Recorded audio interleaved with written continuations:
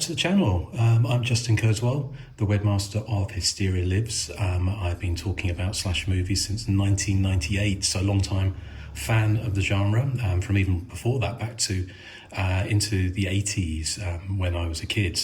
Hence my love of 80s slash movies. I'm also the co-host of the Hysteria Continues, a slash loving podcast. And today I thought it'd be fun to look at some Japanese merchandising for the original Halloween from 1978 and also its sequel, the 1981 film Halloween 2. Now, I've got a few bits here. One of the things I thought it'd be fun to look at is the Jurassic. I'm not pronouncing that right, I'm sure, but it's the cinema flyer, which is very collectible in Japan.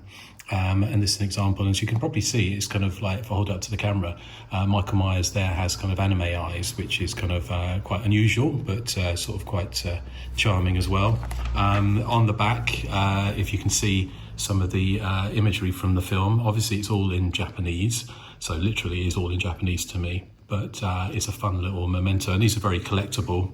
So they're very similar to the program here, which these are called, if I pronounce this right, Panfleto, which sounds more Spanish, but I'm sure I'm pronouncing that incorrectly. But these are the programs that are sold at Japanese cinemas and still sold today for popular films, especially domestic films, Japanese films, but some popular North American films. Now, interestingly, the original Halloween wasn't a massive hit in Japan. It was a sleeper hit. I mean, in a way, I kind of guessed it was a sleeper hit to start off with in the United States before it took off.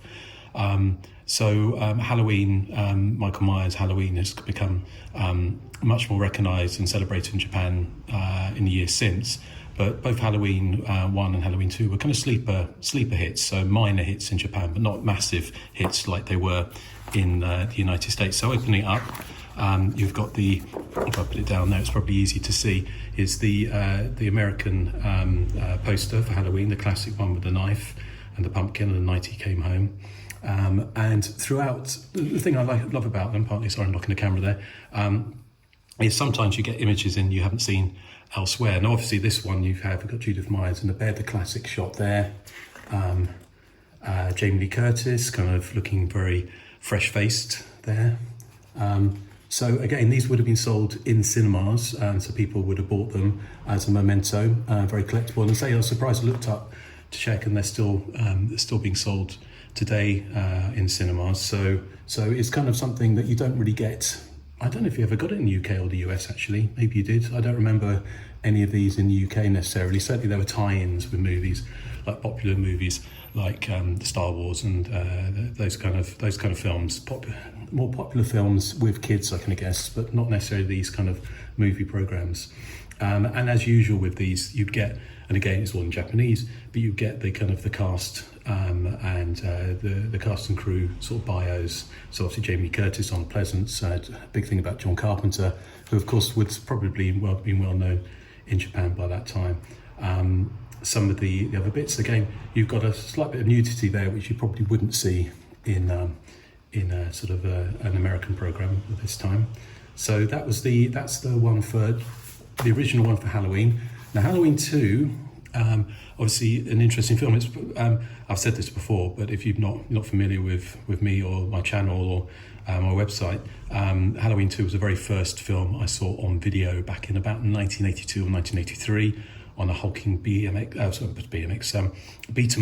video player around a friend's house, and his mum brought us chips and beans, and we watched it, and I was hooked. And I'd always loved horror movies and only been able to see them on TV. So Halloween 2 was the very first horror movie I ever saw, so it has a special place in my heart. So I was always thrilled to get bits to do with this film. So this is a Japanese program with like a great 80s airbrushed cover there. And what's interesting is obviously with the Japanese films is Japanese audiences were always very interested in the gore. The gore were a big kind of pulls for Japanese audiences, why films like The Burning and other 80s slash movies were relatively popular there, but not massive big hits, but sort of certainly sleeper hits. This particular program kind of emphasizes the more graphic elements of Halloween 2, which of course were added in at the behest of John Carpenter, after Rick Rosenthal kind of contributed a kind of fairly goreless Halloween 2, and it was kind of pumped up to really, for commercial reasons, because of the post Friday the 13th crowd kind of demanded more gore, and you know, I'm all for that. So here, got Boogeyman, and some great imagery here from the film. Again, emphasising the gore shots. Jamie Lee Curtis in that famous wig of hers there.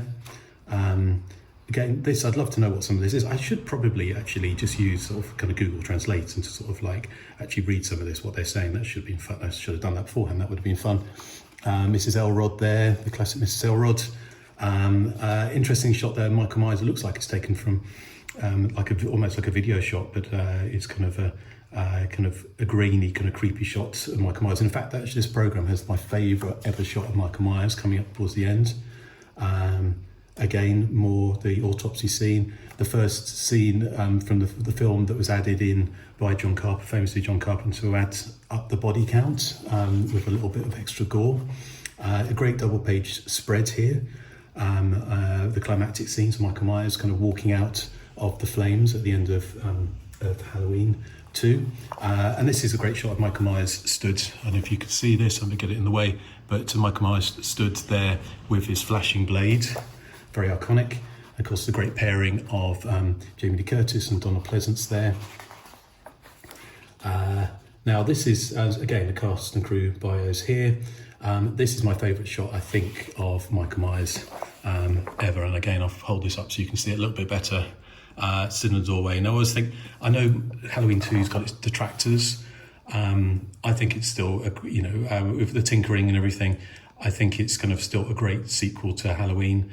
And for me, it's kind of almost like the perfect Halloween film and the perfect 1981 slasher movie. In fact, actually, it was the largest, most popular, biggest box office success at the American box office for any slasher movie in 1981, eclipsing all of those others. So so a huge film. So I hope you've enjoyed that. Plenty more to look at in my memorabilia collection. I'm kind of going through it at the moment. So if you have enjoyed that, then do check out Hysteria Lives, and also check out my other videos on the channel. So thanks for watching.